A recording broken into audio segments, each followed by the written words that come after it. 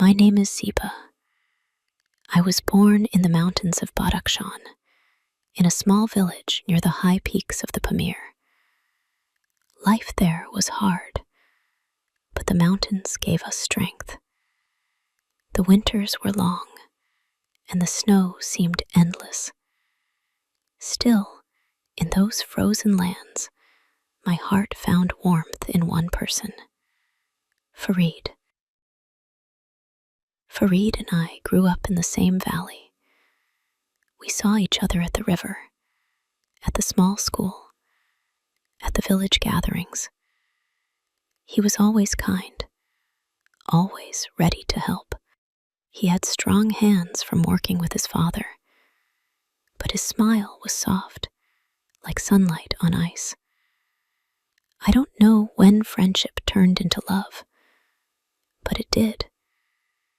His eyes followed me, and mine followed him, as if our souls knew they belonged together, but our families did not agree.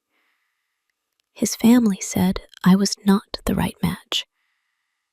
My family said the same about him. In the mountains, traditions are heavy, heavier than the snow. A girl must marry where her family decides, and a boy must listen to the elders. But our hearts did not listen. We whispered to each other when no one saw. We dreamed of a life beyond the cold, a life where love was not a sin. When the pressure grew stronger, Farid came to me one evening. The wind was sharp, and the sky heavy with snow, but his eyes were full of fire. He said, "Ziba, if we stay, they will tear us apart. If we leave, maybe we will suffer, maybe even die. But at least we will be together." His words filled me with both fear and hope. I thought of my mother's tears, of my father's anger, but then I thought of living without him. That was worse than death. So I said yes. We planned to leave at night, taking the hidden path across the mountain. The snow was deep, but Farid knew the trails. He carried food, water, and his old coat. I carried a small bag and my beating heart. When the moon rose, we left the village. No one saw us.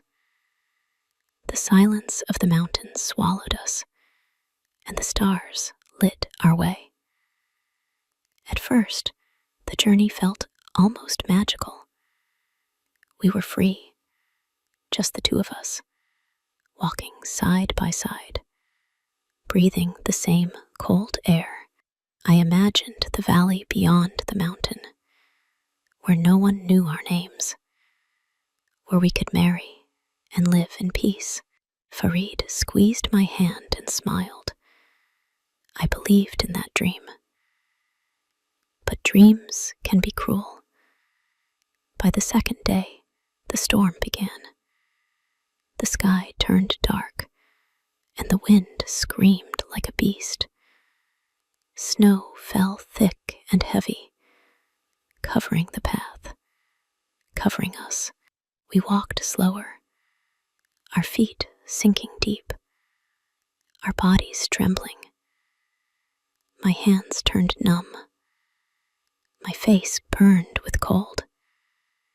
Fear grew inside me. I tried to be brave, but I stumbled, and tears froze on my cheeks. Farid pulled me close.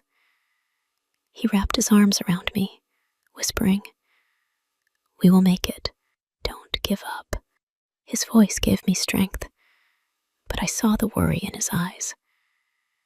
The storm grew worse. We could barely see.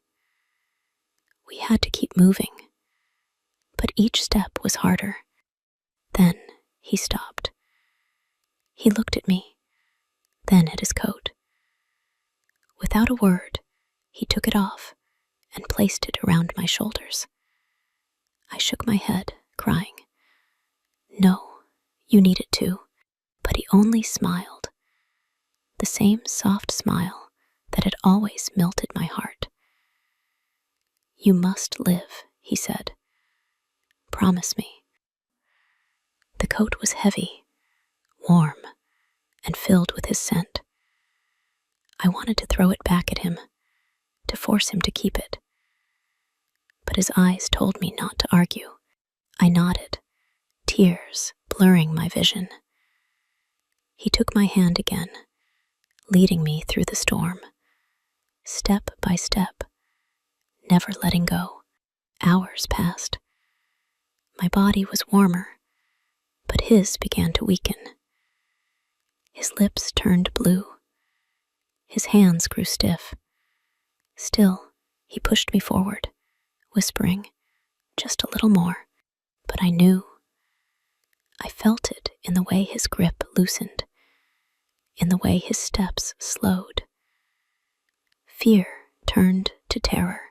At last we reached a small cave, a place of shelter. He guided me inside, placed me against the wall, wrapped the coat tighter around me. Then he sat beside me, his body shivering, his breath short. I held his hands, rubbed them, begged him to stay awake. "Fareed," I cried, "don't leave me. We can make it. Just hold on." He smiled weakly. His voice was soft, broken by the cold. "Siba, I promised you I would never let go. Even now, I keep that promise." His fingers tightened around mine, then slowly grew still. I screamed his name. I shook him, begged him, prayed. But the mountain was merciless. His eyes closed, his body silent. Only the storm answered me. I survived. In the morning, searchers found me, carried me down the mountain. They said it was a miracle I lived, but I knew the truth. It was not a miracle. It was Fareed. He gave me his coat, his warmth, his life. Years have passed since that night, but his memory never left me. I write his story now, so the world knows. People ask me why I never married, why I live alone. I tell them my heart is already taken, frozen forever in the mountains of the Pamir. Sometimes I still feel his hand in mine. I still hear his voice in the wind, and I remember his last gift, his last promise, to never let go. Fareed did not break that promise. Even when his hands turned to ice, he held on until the end. And I live because of him.